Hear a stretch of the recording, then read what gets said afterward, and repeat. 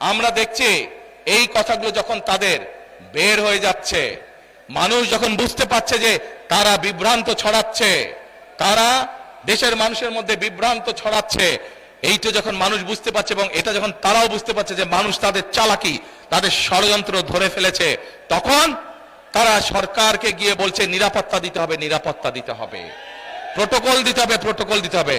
আজ এইখানে এই মঞ্চে দাঁড়িয়ে আমি সরকারকে অনুরোধ করব, এই অন্তর্বর্তীকালীন সরকারকে অনুরোধ করব, অন্তর্বর্তীকালীন সরকারের যারা প্রধান আছেন ডক্টর ইউনূস সহ সকলকে অনুরোধ করব, তাদেরকে যেই প্রোটোকল দিয়েছেন, আমাদেরকে যেই নিরাপত্তা দিয়েছেন, আমরা আপনাদের অনুরোধ জানাচ্ছি সরকারকে, বিএনপির পক্ষ থেকে, লাখো জনতার পক্ষ থেকে তাদের প্রোটোকল দরকারের 3 ডবল করে দেন।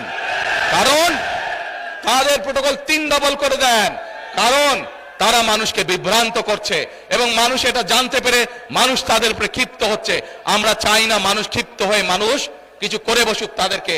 সেই জন্য সরকারের কাছে অনুরোধ থাকবে তাদের প্রোটোকল 3 গুণ বাড়িয়ে দেন, যা বিএনপিকে দেন 3 গুণ বাড়িয়ে দেন তাদের প্রোটোকল।